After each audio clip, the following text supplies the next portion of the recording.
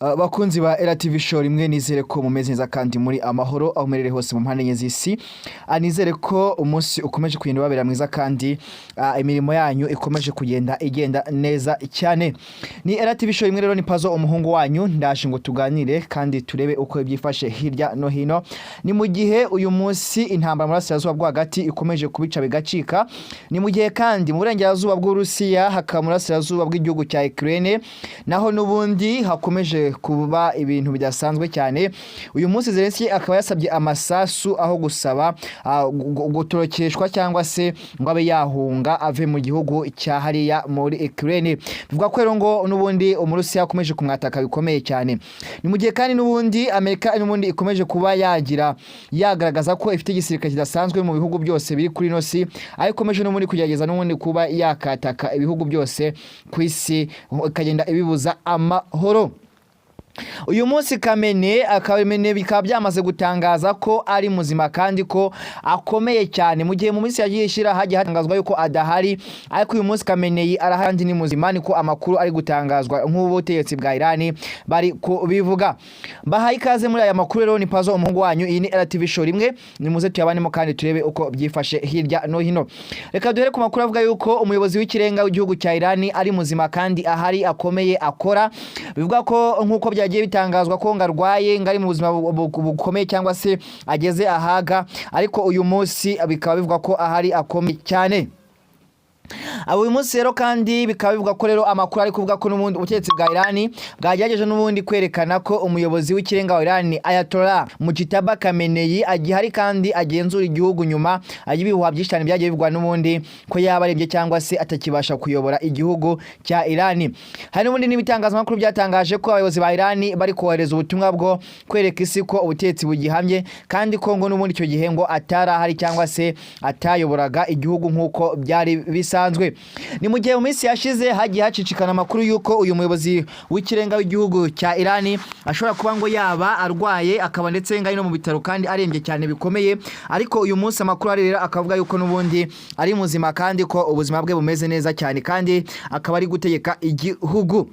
Ni mu gihe kandi murabyuka ko mu kwezi kwa Gashyantare General Vahidi yaburiwe irengero n'ubundi muri iyo minsi, ariko uyu munsi wa none rero bikaba byamaze kugaragara yuko ashobora kuba ahari kandi akiri muzima. Generali rero Vahidi akaba rero n'ubundi ari Generali Ahmad Vahidi, umwe mu basirikare n'ubundi bakomeye cyane mu gihugu cya Iran.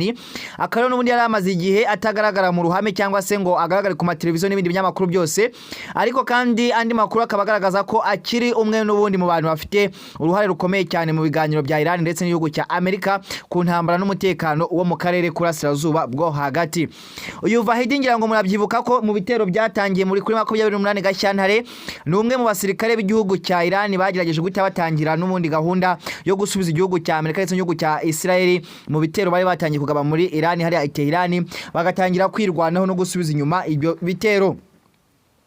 Ni mu gihe kandi bivuga yuko n'ubundi uko uyu munsi bimeze n'ubundi hariya mu Burasirazuba bwo hagati kandi cyane Tehran, uyu muyobozi Vahidi Mohammed n'ubundi ngo ashobora kuba n'ubundi akiri muzima kandi akaba ameze neza. Njya ngo kuva muri Gashyantare kugeza uyu munsi yari ataragaragara, uretse icyo gihe n'ubundi yagaragaye arimo atanga amakuru yuko n'ubundi igisirikare cya Iran kigomba guta kirasa byihuse ku birindiro ndetse no ku bindi bihugu byose bishyigikiye igihugu cya Amerika.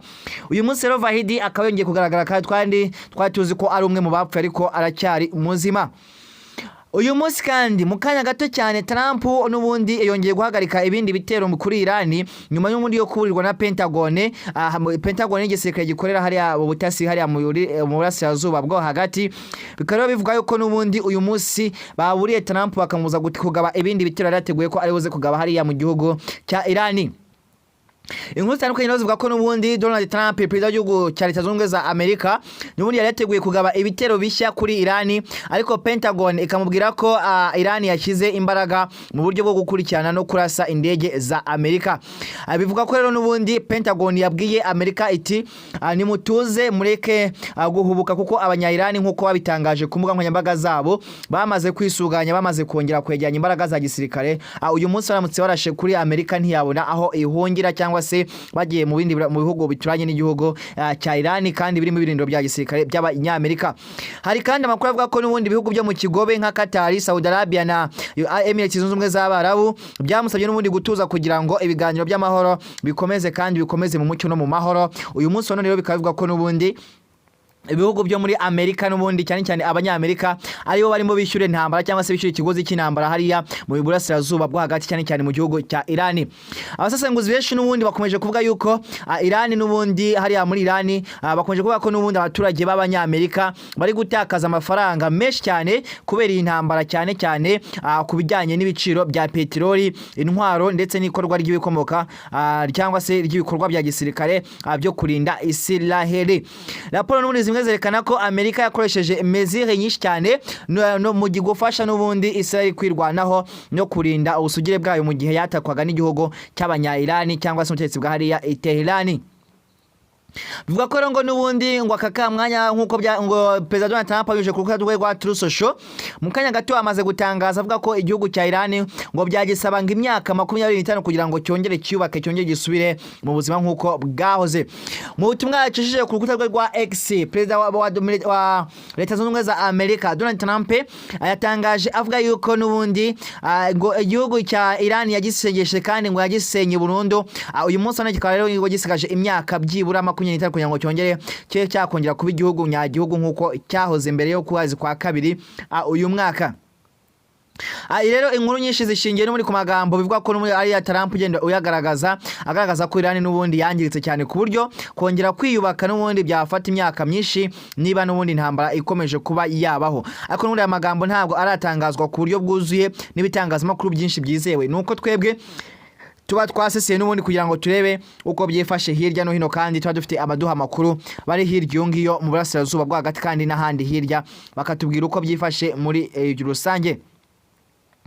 Trump rero uyu munsi yongeye atangaza mu kanya gato gashize ko bamaze gutera ibisasu byose biturika n'ubundi hariya mu gihugu cya Iran. Na magambo Trump yavuze n'ubundi yishimira ibitero bya Amerika kuri Iran, avuga ko n'ubundi ibisasu byose byageze ku ntego zabyo kandi bikangiza ibikorwa bya gisirikare bya Iran. Ni mu gihe muri no minsi bamaze iminsi barwanira muri Hormuz muri mu nyanja ya Oman ndetse no mu nyanja itukura, ariko uyu munsi bakaba rero ngo bagabye ibitero ku butaka bw'abanya-Iran ndetse ibisasu bageze byose boherejeho bikaba nta kimwe cyabashije kugaruka, ahubwo byose ngo bikaba byarashwe. Ibi byose rero n'ubundi byigambwe na Perezida wa Leta Zunze Ubumwe za Amerika Donald Trump avuga yuko ngo ibisasu byiwe byose ngo byageze ku ntego zabyo. Ni mu gihe kandi andi makuru avuga yuko mu burasirazuba bwa Ukraine hakamurengerazuba bw'Uburusiya n'ubundi naho bikomeje kugurana cyane. Uyu munsi ngo Vladimir Zelensky yandikiye NATO abasaba amasasu aho kubasaba ubuhungiro cyangwa se ngo atorokeshwa Kiev agiye kurebaho ahungira. Inkuru zigakora rero ngo Perezida wa Ukraine Vladimir Zelensky yavuze mu ntangiriro n'ubundi z'iyi minsi ya none kandi uyu munsi mu gitondo yatangaje avuga yuko n'ubundi ngo akeneye amasasu aho gukurwa mu gihugu cye cya Ukraine. Iyo mvugo rero n'ubundi ikaba yongeye kuvuga n'ubundi cyane mu rwego rwo kumugaragaza nk'umuyobozi wanze guhunga igihugu cye cyangwa se ngo acike intege n'ubwo igihugu cye gisumbirijwe n'ibyago ndetse n'amakuba. Ni mu gihe kandi amakuru akomeje kugenda atangazwa avuga ko n'ubundi iki gihugu cya Ukraine n'ubundi gikomeje kugarizwa n'ibitero ndetse n'ibisasu biri kugabwayo n'igihugu cya Russia cyahoze ari Leta Zunze Ubumwe z'Abasoviete, kikaba gikomeje muri kugaba ibitero hariya mu gihugu cya Ukraine cyane cyane Kiev. Ndabakunda cyane rero, iyi ni RTV show rimwe ni Pazo umuhungu wanyu. Wowe utarakora subscribe kandi ukomeze kugubwa neza, uhahe uronke umugoroba mwiza, mugire ibihe byiza cyane. Ndabakunda cyane.